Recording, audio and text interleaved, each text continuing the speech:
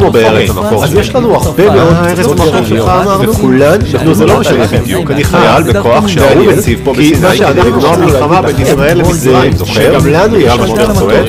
כן, היה קישטה, לכו מפה. אוקיי, בנות את סיני מיד, צבא מצרים חוזר לעניינים. רוצים שמשתדל שלא להילחם אחד בשני בשנה, אנחנו בעד. וואו, הם כל הזמן מנסים שישראל אמרה שאם תסגרו את מצרי טיראן תראה בזה כהכרזת איזה יופי, אתם יודעים להתמחות מהתשבוי. לא היינו מצלבים מצבא שתורס תוך לחודש מאי של 1967. צבא מצרים, תחת מודותיו של נשיא מצרים, מכניס כוחות לחצי האי סיני, ומשם לגבולה עם ישראל. אנחנו לא רוצים שתריבו. כוחות האו"ם נדרשים לפנות את האזור, ומיצרי טיראן מסגרים לכלי שיט ישראלי. במקביל, נאסר התחיל להחזיר כוחות למלחמה שמצרים הייתה מעורבת בה בתימן, כדי להפנות אותם לעבר הגבול עם ישראל. באותה תקופה מצרים וסוריה היו בברית צבאית, ובעקבות הדרמה הגדולה של חסימת מצרי טיראן, התחדשה התקווה בעולם הערבי שניתן לחסל את ישראל בקרוב. סוריה, אמרנו שנשיא מצרים, מאמין ששורש הבעיה במדינה, נכון, אבל יש כאן עוד חברה שאני רוצה לצרף לברית. המצרים מאוד רוצים לקחת חזרה את סיני. אני יכולה גם להצטרף אולי? בצפון, ישראל מחזיקה ברמת הגולן. כן, גם כן, מי שכולם הסורים מאוד רוצים את השטח הזה בחזרה. בשנים האחרונות, סוריה פתחה בפרויקט תחת המדינה לשיפור הצבא שלה. מטרתם היא לקחת הסגר על מיצרי טיראן הכניס את ישראל למצב של חוסר ודאות כלכלית חמור מאוד. וזה לא הכל. הכוחות המצריים הגדולים שהוצבו בסיני והתחושה שבקרוב הולכת ליפול הסכמה, הביאה את ישראל ב-67 ועדיין רואה בשטח. גברים בגילאים כשירים לשירות צבאי גויסו בכמויות גדולות, דבר שהכניס את המשק הישראלי למחסור בעובדים. אז למעשה, מאז הכניסה של מצרים לסיני, ישראל נכנסת לתקופת חרדה שנקראת היום תקופת ההמתנה.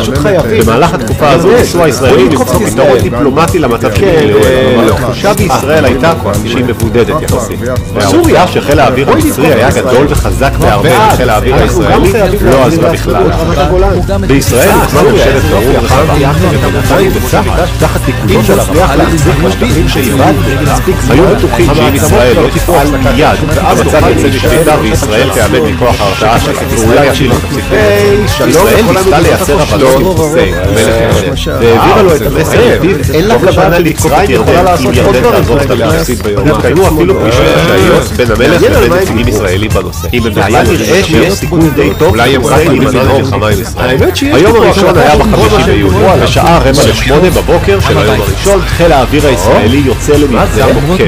כמעט כל חיל האוויר הישראלי יוצא לבדון קורס ביומיים, מר קורס בעוד להיות סדרים מהרדאר. אתם מודעים למשמעות שזה חיל האוויר המצרים מוצצים ומטוסיהם מושמדים.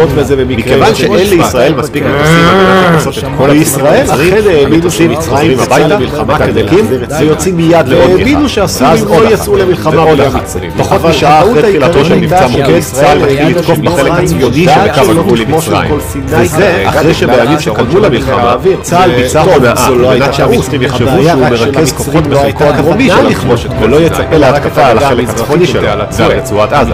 הקואליציה הערבית מבינה שהיא תחת מספיק זמן, אבל עד אז חיל האוויר המצרי כבר משותק כמעט לחלוטין.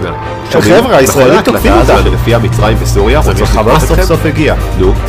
אז אני חושב שהצלחתי לפענח את המסר. מה המצב? מה קורה? איך הולך לכם? המסר הוא שמצרים וסוריה אנחנו מנצחים את ההתקפה הישראלית. הפלנו כמעט את כל המטוסים שלהם. ממש כדאי לכם להיכנס לתחנה, נחסל את ישראל, ואז נחלק בינינו את השליטה שלכם. כן?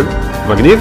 אנחנו בפנים. אז הירדנים מתחילים לתקוף את ישראל ממזרח, מיהודה ושומרון וממזרח ירושלים שלא היו מעוניינות במתיחות. בשלב זה כוחות צה"ל באזור היו יחסית חלשים, מכיוון שרוב הכוחות הישראלים נפלו לכיוון סיני נגד לא מצרים. וארצות הברית הזהירה את ישראל שאם היא תהיה זו שתפתח במלחמה, שאם אתם תביאו אותה לא תקבל שום עזרה. מאחר ובתקופה זו לישראל לא הייתה אפשרות לקבל עזרה מאף אחת מהמדינות המפותחות חוץ מהשם מארצות הברית, כמו שיוליוס קיסר אמר.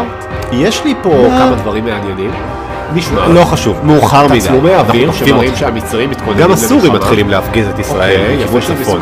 אבל חוץ מההפגזות האלו וכמה גיחות קטנות, לא מתפתחת חזית של ממש בין ישראל לסוריה. לא בשלב הזה של המלחמה. הסוכנים שלנו כנראה לא... באופן כללי, הסורים מאוד עסוקים בעניינים פנימיים, והצבא שלהם לא כל כך היה מוכן למלחמה מול מדינה מאורגנת היטב כמו ישראל. חילות האוויר של סוריה ושל ירדן כן יוצאים למתקפה הישראלית. אז חיל האוויר הישראלי פונה להפציץ גם את הבסיסים שלהם. ואז גם את הבסיסים במערב עיראק.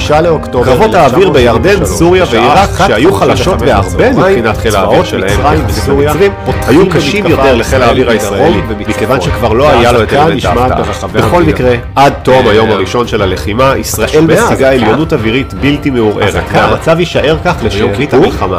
וזה הולך להיות. אז אולי השכנים שלנו בעצם כן יודעים אז ישראל מתקדמת לתוך סיני ועזה בכל עוצמתה. למרות שהמצרים נפלו בהונאות הישראליות, הנוכחות שלהם בסיני עדיין הייתה חזקה, וההתנגדות שלהם להתקדמות הישראלית קשה מאוד. גם במרכז סיני, הישראלים בפיקוד האלוף אריאל שרון, שאחר כך יהיה ראש ממשלה, נתקלו בהתנגדות מצרית קשה. אבל למרות הקושי הזה, ולמרות הקצב המאוד מהיר בה השתנתה החזית, הכוחות הישראלים התקדמו בקצב